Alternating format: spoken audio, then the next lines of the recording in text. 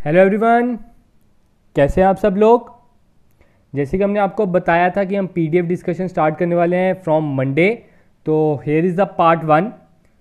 1000 MCQ आपको मैं फिर से एक बार बता देता हूँ। हमने 1000 एमसीक्यू अपनी पीडीएफ में डाले थे, उसको हम डिस्कशन स्टार्ट कर रहे हैं उसकी। बड़े से स्टूडेंट्स की क्वेरी आई थी, सर ये वाला क्वेश्चन समझा दो, ये वाला क्वेश्चन समझा दो। तो ये पॉसिबल नहीं था कि मैं सभी को रिप्लाई कर सकूँ। तो आप सभी से रिक्वेस्ट है कि आप इस पीडीएफ को पहले सॉल्व करें और जो भी आपको क्वेरी आती है या कोई क्वेश्चन सॉल्व करने में आती है उसे कहीं कॉपी पे लिख लें, ताकि हमारी जैसे जैसे सीरीज बढ़ते रहे आपको उधर से क्लियर होता रहे। और हमारा यही टारगेट है इस वीडियो के थ्रू कि आप सभी जो इस प्लेटफॉर्म से पढ़ रहे हैं वो सभी 25+ मार्क्स लाएं इन अकाउंटेंसी। तो आप सभी को यही गुजारिश है, जिन्होंने चैनल को सब्सक्राइब नहीं किया वो सब्सक्राइब कर लें, ताकि आपको टाइम टू टाइम वीडियोस की नोटिफिकेशन मिलती रहे। तो चलो आज का स्टार्ट करते हैं पार्ट नंबर 1। तो आज हम स्टार्ट करने जा रहे हैं वेरी फर्स्ट टॉपिक जो आपका अकाउंटेंसी का है और मोस्ट ईजीएस्ट टॉपिक मैं ऐसे कह सकता हूं, introduction to accounting and basic terms. अगर आपको ये आता होगा तभी आप आगे बढ़ सकते हो। और आज जो एमसीक्यू हम अटेम्प्ट करने वाले हैं ये मैक्सिमम, मुझे पता है आप मैक्सिमम स्टूडेंट्स को, आप सभी को इसके आंसर्स आते होंगे, क्योंकि स्टूडेंट्स बड़ी देर से इस पर मेहनत कर रहे हैं और ये सिंपल बन जाने वाला आगे वाले टॉपिक्स के कंपैरिजन। और अपना स्कोर प्लीज़ आप कमेंट सेक्शन में लिख सकते हैं, ताकि आपको पता चले बाकियों के कंपैरिजन आप कहाँ पे लाए कर रहे हो। तो चलो विदाउट वेस्टिंग टाइम हम अपना पहला क्वेश्चन लेते हैं। पहला क्वेश्चन कह रहा है accounting is dash. Accounting is dash बोल रहा है only an art, only a science, art and science both, की नीदर आर्ट नॉर साइंस। तो इसका आंसर है C1 that accounting is art and science both. Art और साइंस ये दोनों क्यों है, इसका रीजन है आप सभी को पता होगा। आर्ट क्या है? आर्ट वो चीज है जिसमें इंसान और काबिलियत पाते रहता है ड्यू टू प्रैक्टिस। आप जितनी प्रैक्टिस करते रहेंगे उतनी काबिलियत आपकी बढ़ती रहेगी। तो अकाउंटिंग का भी यही सिलसिला है। जो स्टार्टिंग में आपने अभी स्टार्टिंग किया अकाउंटिंग, तो आपको उसमें नई नई चीजें पता चलेंगी। जब आप थोड़े से प्रॉपर प्रैक्टिस आपने कर ली, आप उसमें निपुणता पालोगे। तो इसे हम कह सकते हैं accounting is an art. Second, वो साइंस क्यों है? साइंस क्या है? It is A group of principles. Science में क्या है? प्रिंसिपल्स रहते हैं, वो किसी प्रिंसिपल्स पे बेस्ड है। उसी प्रकार अकाउंटिंग भी प्रिंसिपल्स पर बेस्ड है। जो हमने अकाउंटिंग के प्रिंसिपल्स पढ़े हैं, हमने उसी के अकॉर्डिंग ट्रांजैक्शन रिकॉर्ड करनी होती है। इसलिए accounting is both an art as well as science. इसका सी आंसर है। Next question, modern system of book keeping is. जो बुक कीपिंग के मॉडर्न सिस्टम क्या है? आपको पता होगा दो सिस्टम होते हैं, एक सिंगल एंट्री और एक डबल एंट्री। तो मॉडर्न सिस्टम उसका है double entry. Single entry system इतना लाभदायक नहीं है, उसको इतनी मान्यता नहीं दी जाती। अगर आप उसमें सिंगल एंट्री सिस्टम को कोर्ट में लेके चल जाओ, कोर्ट वाले उधर से ही बाहर निकाल देंगे, भाई साहब हम ये नहीं देखते। तो उस हिसाब से double entry system is the modern system of book keeping, क्योंकि इसमें हम ड्यूल एस्पेक्ट्स रिकॉर्ड करते हैं। नेक्स्ट है the work of accounting begins. आप सभी को पता होगा, हमने डिफरेंस आपको बताया था बुक कीपिंग एंड अकाउंटिंग। अगर इन दोनों के बीच में आपको डिफरेंस पता है तो आपको इसका आंसर ऑप्शन देखते ही पता चल गया होगा। तो क्या है? अकाउंटिंग का काम कहां से शुरू होता है? जहां पे बुक कीपिंग का खत्म होता है। तो इसका राइट आंसर क्या आ जाएगा? Where the work of book keeping ends, that is B1। ठीक है। अब नेक्स्ट क्वेश्चन क्या बोल रहा है? Fourth question, cash invested bye owner is called. जो ओनर कैश इन्वेस्ट करता है बिजनेस में, उसे हम क्या बोलते हैं? तो आप सभी को याद होगा, ये तो सिंपलेस्ट वन है। इसमें आपका आ जाता है अकाउंटिंग टर्म से रिलेटेड, आप लगा लो। अकाउंटिंग टर्म में पहली टर्म ही ये लिखाई जाती है, तो क्या है वो? That is capital. Next, branches of accounting are. हमने आपको 3 अकाउंटिंग की ब्रांचेस पढ़ाई थी। तो क्या थी अकाउंटिंग की 3 ब्रांचेस? एक थी फाइनेंशियल, कॉस्ट एंड मैनेजमेंट। तो इसका आंसर क्या आ जाएगा? All of the above. Next question, to control the cost of production and distribution is main field of. अगर आप प्रोडक्शन और डिस्ट्रीब्यूशन की कॉस्ट को कंट्रोल करना चाहते हो तो आपको उसके लिए कौन सी अकाउंटिंग करनी होगी। अभी ऊपर वाले क्वेश्चन में हमने क्या किया, अकाउंटिंग की कितनी ब्रांचेस हैं, 3, that is financial, cost and management. तो कॉस्ट लिख रहा है तो ऑब्वियस ही बात है इसका आंसर भी क्या आएगा, कॉस्ट अकाउंटिंग, जो कॉस्ट अकाउंटिंग से रिलेटेड है। Next question, the father of accounting is, सभी को पता होना चाहिए आंसर, अकाउंटिंग के फादर कौन है, that is Luka पैसोली। Next question, cash और goods taken away by proprietor is called. जो प्रोप्राइटर कैश या गुड्स टेक अवे कर लेता है, इधर वैसे फॉर पर्सनल यूज नहीं लिखा, लेकिन आप ये देख सकते हो ऑप्शन में एक दिया ड्राइंग, स्केल, चैरिटी की एक्सपेंस। तो इधर से आपको कुछ लग तो नहीं रहा, क्या होगा इसका आंसर। तो मोस्ट एप्रोप्रिएट आंसर जो आपको लगे दैट इज ड्राइंग। आप बड़े से स्टूडेंट्स कह रहे होंगे सर इसमें तो फॉर पर्सनल यूज नहीं लिखा, हमें कैसे पता चलेगा। लेकिन गाइस आप बाकी सब ऑप्शन को देख के आपने वैसा ऑप्शन चुनना है। तो 8th का आंसर क्या आ जाएगा, ड्राइंग। हमने एज्यूम करना है it is for his personal use. 9th question, transactions are posted into ledger account from. जो ट्रांसैक्शन है वो लेजर अकाउंट में कैसे पोस्ट की जाती हैं, तो वो पोस्ट की जाती हैं फ्रॉम जनरल बुक। वो जनरल की बुक से ट्रांसफर कर लेजर अकाउंट में पोस्ट की जाती है। नेक्स्ट है, which of the first step of accounting process. आप सभी को, हमने अकाउंटिंग प्रोसेस किया है, आप सभी को पता होगा। अकाउंटिंग प्रोसेस पहला होता है identification, then measurement, then recording, then classification and so on. तो इन्होंने फर्स्ट स्टेप पूछा है, तो फर्स्ट स्टेप आपका होता है identification, that is C1। 10th वाले का आंसर क्या आ जाएगा, C1। होप कि आप सभी का स्कोर अभी 10 आउट ऑफ 10 चलना चाहिए, क्योंकि आपकी इस टाइम पे अब पीक टाइम आ गया, आपका एग्जाम आ रहा है और ये अभी सिंपलेस्ट क्वेश्चन है। मैं कहूंगा आपकी जो इंट्रोडक्शन टू अकाउंटिंग है उसके सिंपलेस्ट क्वेश्चन ही आएंगे, आगे टफेस्ट क्वेश्चन भी है जिनके पास PDF है उन्हें पता है। आगे है 11th question, fixed assets are held by business for. जो बिजनेस हेल्ड करता है फिक्स्ड एसेट्स के लिए, उसका मेन मकसद क्या है। पहला तो मेन मकसद उसका हो जाता है प्रोडक्शन करना। तो भाई वो प्रोडक्शन क्यों करेगा, अपने घर के लिए प्रोडक्शन कर रहा है क्या, नहीं, वो प्रोडक्शन कर रहा है फॉर जनरेटिंग रेवेन्यू। तो 11th का आंसर क्या रहेगा, fixed assets are held by business for generating revenue. अब 12th क्वेश्चन की ओर बढ़ते हैं। 12th क्वेश्चन क्या बोल रहा है, a person who owe money to a firm against goods sold. बड़े से स्टूडेंट्स के मैसेज आए थे, सर डेटर्स और क्रेडिटर में थोड़ा सा मतलब मुश्किल होती है। तो गाइस इधर ध्यान से देखो, इधर क्या लिखा है, against goods sold. Against goods sold, आपने सामान बेचा है, तो आप सामान किसको बेचते हो, डेटर्स को बेचते हो, तो इसलिए इसका आंसर डेटर है।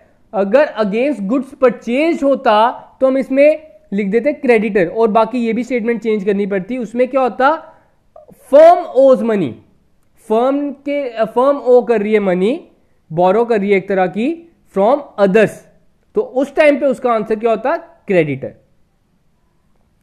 नेक्स्ट है 13 question, if the market value of closing inventory is less than its cost price, inventory will be shown at. अगर मार्केट वैल्यू ऑफ इन्वेंट्री जो है वो लेस है कॉस्ट प्राइस से, हमने आपको बताया था closing stock is record at market price और cost price which ever is less. तो इन दोनों में आपने देखना लेस क्या है, इसमें आपका लेस है market value, market value less है ना, तो इसका आंसर क्या आ जाएगा 13th का आंसर इज A1। ठीक है। 14th question, according to which concept the proprietor pays interest on drawing. Proprietor अपनी ड्राइंग पे इंटरेस्ट क्यों पे करता है, किस कंसेप्ट के अकॉर्डिंग, हमने इसका आंसर लिखना। आप सभी को पता होगा इसका जो कंसेप्ट है, ये जो कंसेप्ट हमने पढ़े थे, accrual concept, conservative concept, entity concept और ड्यूअल एस्पेक्ट। अब पहले आपको पता होना चाहिए इंटरेस्ट ऑन ड्राइंग है क्या। इंटरेस्ट ऑन ड्राइंग है क्या? वो इंटरेस्ट जो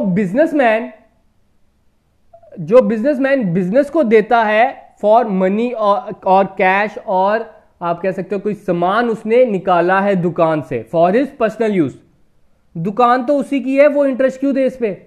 लेकिन बिजनेस कहता है तू मुझे इंटरेस्ट देगा, क्योंकि बिकॉज वो दो डिफरेंट एंटिटी हैं, वो दो अलग अलग इंसान हैं। अब जब एक तरह की फर्म बन गई वो अलग इंसान बन गए। तो 14 का आंसर क्या आ जाएगा? C1 entity concept. अब 15th बोलते हैं cash account is a. Cash account क्या है? रियल अकाउंट, नॉमिनल अकाउंट की personal account? Cash is your asset.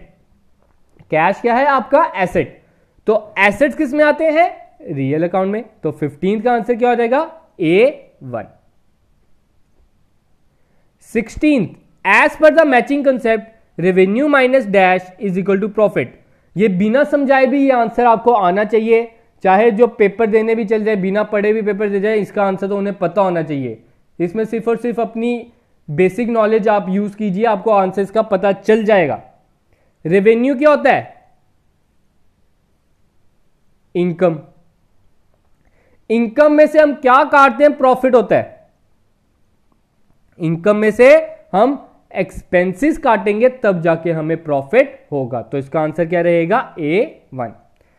17th question, capital is a. आप सभी को मैं बढ़िया बता चुका हूं, कैपिटल जो है एक तरह की लाइबिलिटी ही है बिजनेस की, लेकिन वो है इंटरनल लाइबिलिटी, क्योंकि हमारा जो ओनर है अपना ही बंदा है।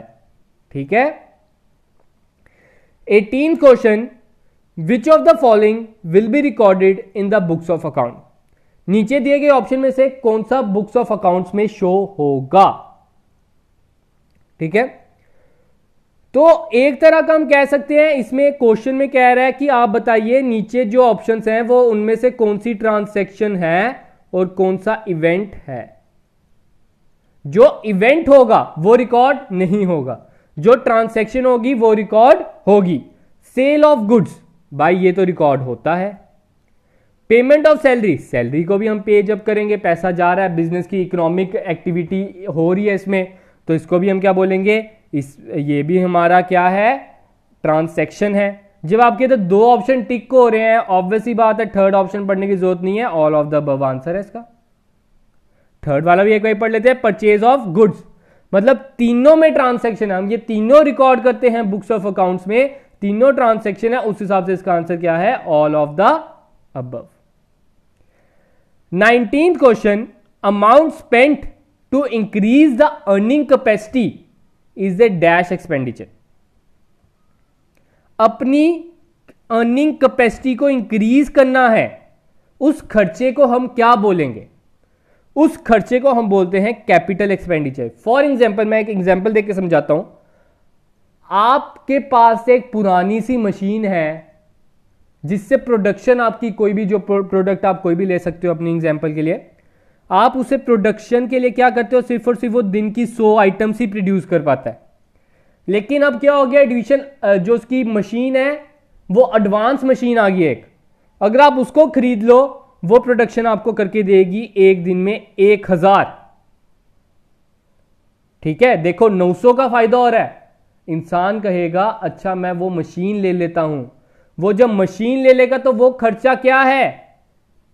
Capital expenditure. वो उसकी क्या बढ़ा रही है? अर्निंग कैपेसिटी बढ़ा देगी। ठीक है। 20th क्वेश्चन, 20th क्वेश्चन में क्या कह रहा है? Change in capital account of proprietor में अकर ड्यू टू।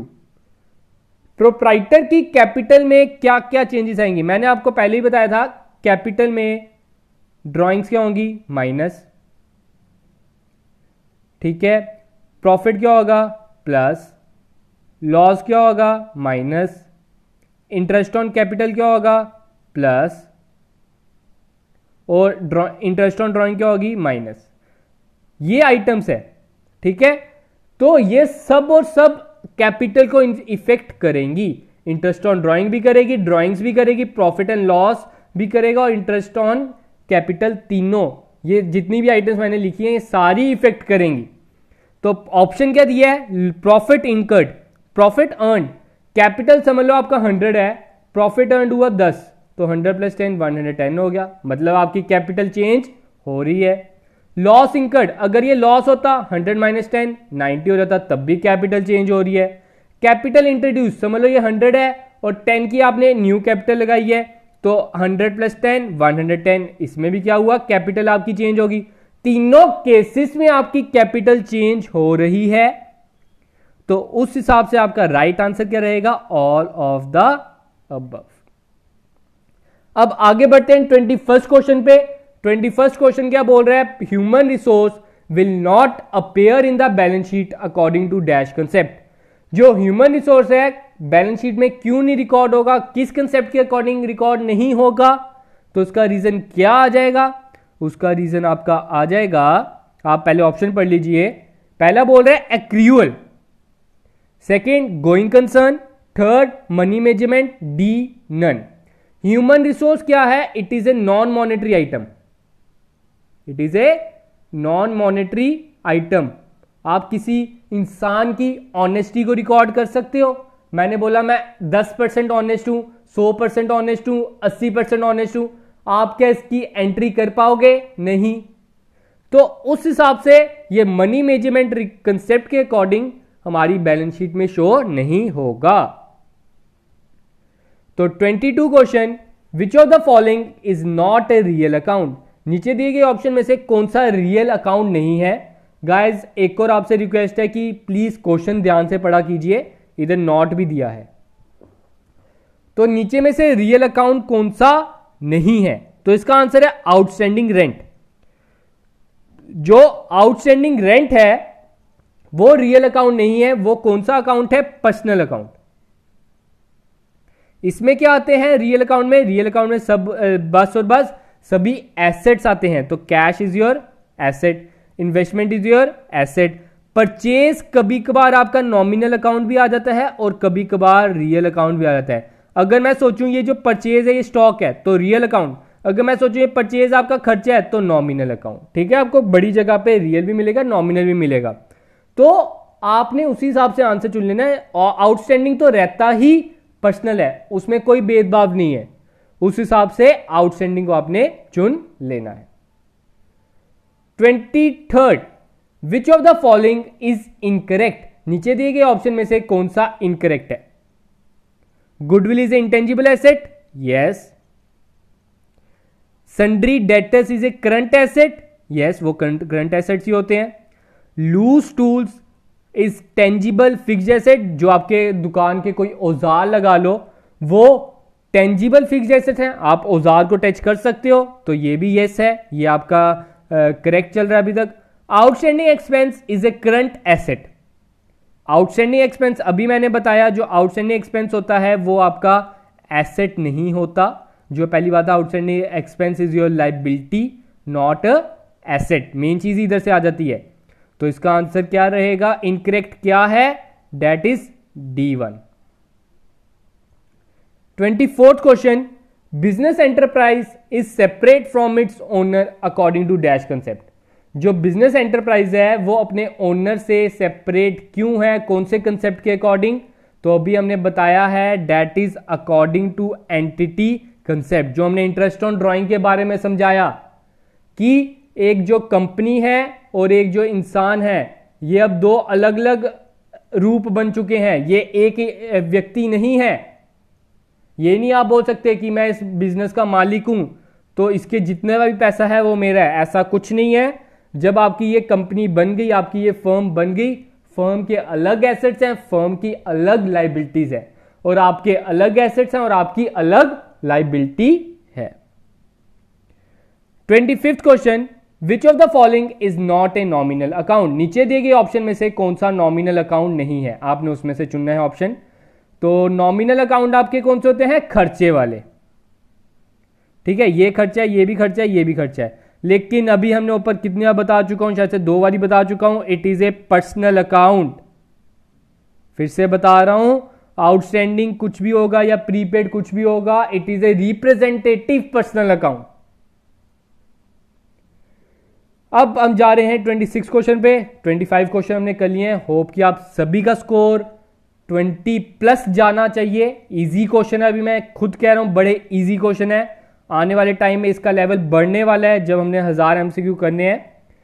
तो 26 क्वेश्चन क्या कह रहा है? Stock is valued at. Stock को हमने किस में वैल्यू करना है ये भी हम ऊपर डिस्कस कर चुके हैं। दैट इज कॉस्ट और net realisable value which ever is lower. या तो उसकी कॉस्ट या उसकी मार्केट वैल्यू, जो भी उसकी कम कीमत होगी। 27th क्वेश्चन, 27th में वो कह रहा है which of the following is not a fixed asset. नीचे दिए गए ऑप्शन में से कौन सा फिक्स्ड एसेट नहीं है? पहले तो plant and machine is your fixed asset, building is your fixed asset and goodwill is your fixed asset. तो balance with bank is your current asset. तो ये आपका करंट एसेट है, तो ये आपका आंसर क्या रहेगा 27 का? That is C1। 28th question, out of the following assets which one is not at intangible asset. नीचे दिए गए ऑप्शन में से कौन सा इंटेंजिबल एसेट नहीं है? इंटेंजिबल मतलब जिसे हम टच नहीं कर सकते। तो कौन सा नहीं है? बिल्डिंग। बिल्डिंग को तो आप टच कर सकते हो, ये इंटेंजिबल नहीं है, बाकी सब इंटेंजिबल है। तो इसका आंसर क्या है? A1। 29th question, current assets do not include. Current assets में हम क्या इंक्लूड नहीं करेंगे? ऑब्वियस ही बात है, फिक्स्ड एसेट्स इंक्लूड नहीं करेंगे। इसमें से हम ढूंढ लेते हैं फिक्स्ड एसेट्स कौन सा है।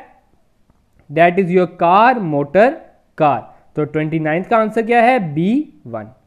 30th question, a trader calculate his profit as 1,50,000 on 31st/3/2014. It is an transaction, event, transaction as well as event की neither transaction nor event।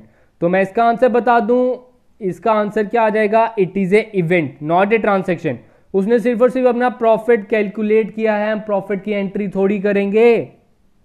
उसने सिर्फ और सिर्फ अपना कमाई ढूंढ रहा है कि हाँ मेरी इतनी कमाई हुई है इस महीने, ठीक है।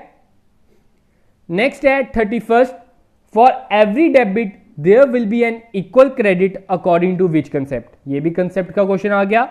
तो हमने बताया है जो ड्यूल एस्पेक्ट है, जो डबल एंट्री सिस्टम है, उसमें हमने हमेशा debit is equal to credit रखना होता है। तो वो किस पर्पस के लिए, कौन से रीजन के कारण रखना होता है? That is dual aspect. 31st का आंसर क्या आ जाएगा? That is D1। 32 question, the rule debit all expenses and losses, credit all incomes and gain related to. 32 में क्या बोल रहा है? ये जो रूल है ये किसका है? पर्सनल का है, रियल का है कि नॉमिनल का है? तो एक्सपेंसेस एंड लॉसेस किस में आते हैं? नॉमिनल में। तो सी ऑप्शन इसका करेक्ट रहेगा।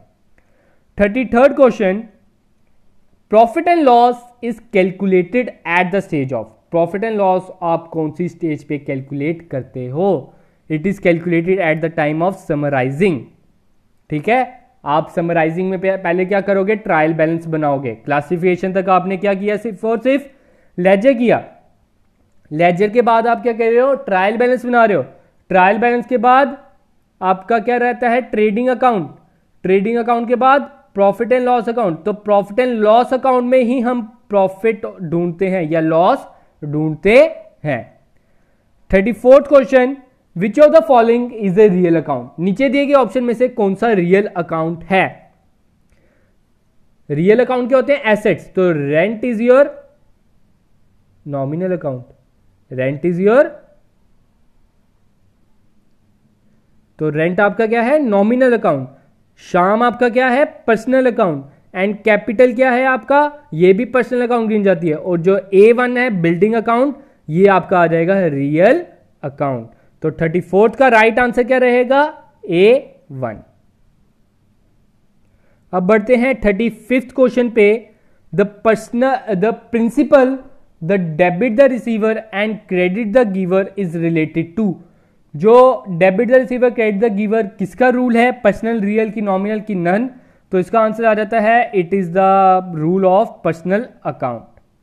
नेक्स्ट है the assets that can be converted into cash within a short period are known as. जो कुछ समय में ही पैसे में तब्दील हो जाए, बदल जाए, तो उसको हम क्या बोलते हैं? उसे हम बोलते हैं करंट एसेट। ठीक है, तो 36 का आंसर क्या आ जाएगा? A1। 37th, द डेप्ट which are to be paid within a year are known as, जो एक साल के अंदर अंदर आपने उधार पे करना है तो उसके लिए क्या आ जाएगा? Current liabilities.